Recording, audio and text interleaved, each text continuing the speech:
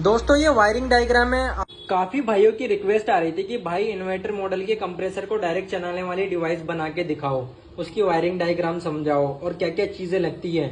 मैं डायरेक्ट मुद्दे पे आता हूँ भाइयों, जो जो चीजें लगती हैं वो बता दूं मैं आपको, और बहुत ही इजी वे में समझाऊंगा, आपको इजिली समझ जाओगे। बस सपोर्ट करना, क्योंकि बहुत मेहनत कर रहा हूँ इसके ऊपर।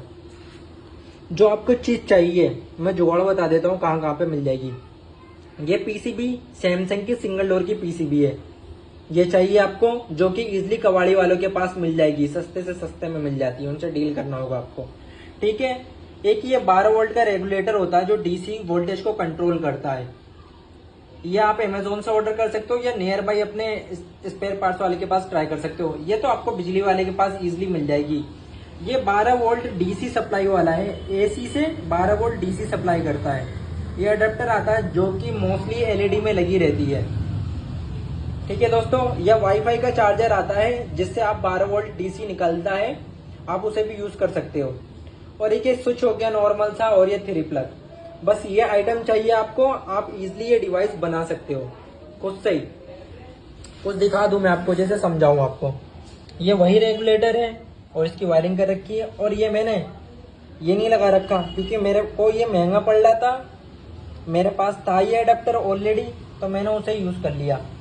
12 वोल्ट डीसी निकालता है ये। ठीक है दोस्तों, और ये पीसीबी हो गई, और ये स्विच हो गया आपका जो कि मैंने लगा रखा है, और यहाँ से मेन लीड की सप्लाई है। ठीक है दोस्तों, और जो कंप्रेसर में से यूवीडब्ल्यू निकलता है वो ये रहा प्लग कंप्रेसर में लगा हुआ है। तो आपके सामने मैं इसका डेमो करके दिखाता हूँ इसे चलाकर। तो ये मैं स्विच दबा रहा हूँ तो लाइट ब्लिंक होगी, लाइट ब्लिंक हो गई, इसमें भी लाइट आ गई। अब कंप्रेसर चलेगा हमारा, देखो चल चुका है कंप्रेसर दोस्तों। ठीक है, तो अब मैं इसकी आपको वायरिंग डायग्राम दिखाने वाला हूँ और समझाने वाला हूँ। इजीली आप खुद से ही बना सकते हो अपने घर पे। ठीक है दोस्तों, तो कुछ इस तरीके से है। अब मैं आपको वायरिंग डायग्राम दिखा दूं। चल रहा है कंप्रेसर, मैं चाहूं बंद करना तो यहां से बंद कर सकता हूं। ये हमने ऑफ कर दिया। अब आपको वायरिंग समझा दूं दोस्तों। तो देख सकते हो आप, कुछ इस तरीके से इसकी वायरिंग डायग्राम है, जो कि मैं आपको बहुत ही आसानी से समझाने वाला हूं। तो वायरिंग डायग्राम बहुत से भाई हमारे समझ चुके हैं, क्योंकि इतनी ईजी है ये। पहले तो आपको प्लग में से लाइन निकालनी है। ठीक है दोस्तों, लाइन निकाल के स्विच में देनी है, स्विच से फिर सीधा आएगा आपका डायरेक्ट पीसीबी में कनेक्ट। ठीक है, और ये ऑन ऑफ के काम आएगी। फिर न्यूट्रल लेना है, न्यूट्रल को भी सीधा पीसीबी से कनेक्ट कर सकते हो। ये जो टर्मिनल देख रहे हो ना, सेम इसी टर्मिनल पे आपको कनेक्ट करना है। ठीक है दोस्तों, इतना काम खत्म आपका। फिर यहीं से लूप करके आपको अडेप्टर में देना है न्यूट्रल पहले, जो कि माइनस में कनेक्ट है। ठीक है, देख सकते हो आप माइनस में। फिर लाइन लेना है आपको, लूप करके यहीं से जॉइंट लगा के, मतलब के फिर आपको प्लस वाले वायर में कनेक्ट कर देना। तो इतना खत्म आपका। ठीक है, यहाँ तक के कंप्लीट। अब आते हैं अडेप्टर से आगे। तो ये जो देख रहे हो ना माइनस प्लस, ठीक उसी तरीके से इसके अंदर भी आपको माइनस प्लस दिख जाएगा। उसी तरीके से आपको वायर कनेक्ट करना है, और वैसे भी हमने सेम टू सेम कर रखा है, इसके हिसाब से भी आप कर सकते हो। तो आपको पहले माइनस ले लेना है, न्यूट्रल जो है हमारा वो फर्स्ट नंबर पे कनेक्ट होगी, और प्लस जो हमारा लाइन है वो हमारे सेकंड नंबर पे कनेक्ट होगी। और इसी तरीके से जो मोस्ट इंपॉर्टेंट है, जो आपको मैं बताने वाला हूँ, प्लस लेना है और ये आरपीएम पे कनेक्ट कर देना है आपको। आरपीएम लिखा होगा थर्ड नंबर के पिन पे, इधर से 1 2 3 नंबर के पिन पे आरपीएम लिखा होगा, उस पे आपको कनेक्ट करना है। जैसे कि मैं आपको पीसीबी में भी दिखा दूं आपको।